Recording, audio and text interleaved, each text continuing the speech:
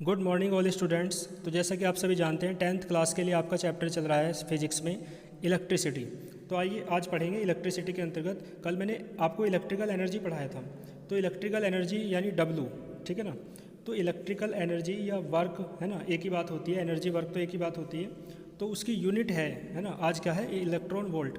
Electron volt के बारे में मैंने लिखा है, इलेक्ट्रॉन को ई से स्मॉल ई से और वोल्ट को कैपिटल वी से। इसका सिंबल ये होता है इलेक्ट्रॉन वोल्ट का। तो लिखा हुआ है electron volt is a very small unit, यानी स्मॉल यूनिट है। यूनिट तो आप समझते हैं ना, जिसमें किसी चीज़ को नापते हैं।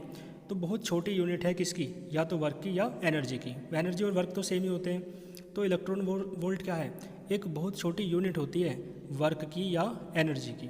देखो इसकी डेफिनेशन कैसे दे सकते हो आप।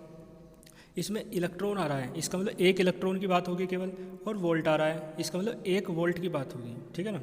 तो इसका मतलब है the work done to transfer an electron from one point to another.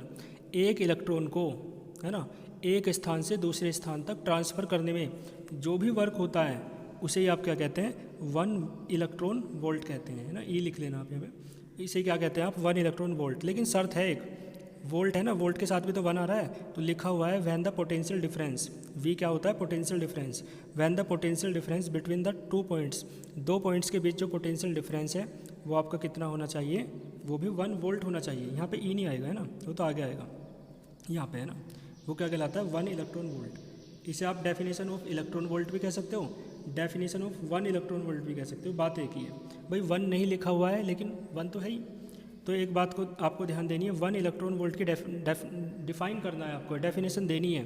तो पता है क्या करना पड़ेगा आपको, इलेक्ट्रॉन भी 1 मानना पड़ेगा, और ये जो पोटेंशियल डिफरेंस है V, ये भी आपको 1 मानना पड़ेगा, ठीक है ना।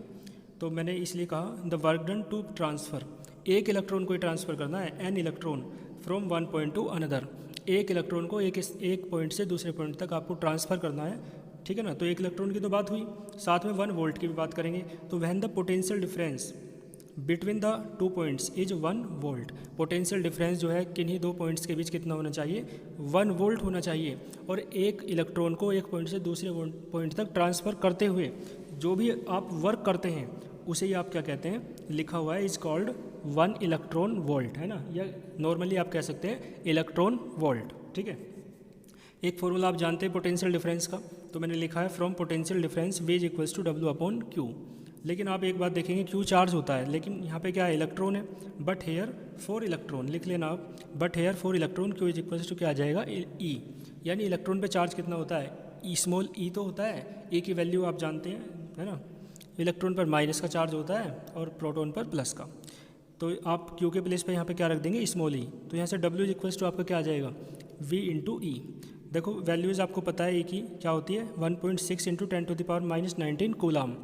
चार्ज की जो यूनिट होती है वो क्या होती है, कूलाम।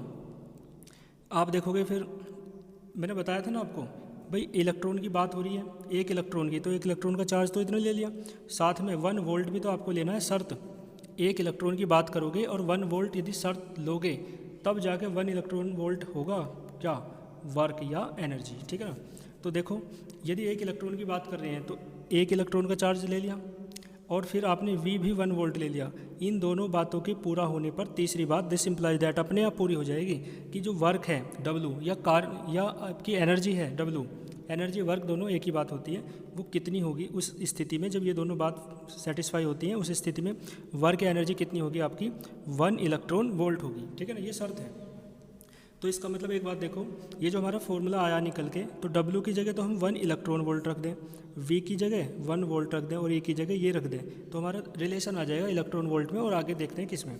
तो देखो मैंने लिखा है हैंस 1 इलेक्ट्रॉन वोल्ट, है ना। W के स्थान पर मैंने क्या लिख दिया, 1 इलेक्ट्रॉन वोल्ट, क्योंकि W था ना फॉर्मूले में, यहाँ पे W के प्लेस पे 1 इलेक्ट्रॉन वोल्ट रख दिया। आप देखोगे V के प्लेस पे 1 रख दिया, है ना, बस बाद में लिख लिया V की वैल्यू। और E के प्लेस पर देखो, E था ना, E, तो E के प्लेस पर आपने वैल्यू रखी ये वाली, तो ये तो इतना ही आ जाएगा। तो यानी 1 इलेक्ट्रॉन वोल्ट आपका कितना आ जाएगा, 1.6 इंटू 10⁻⁻19, ठीक है।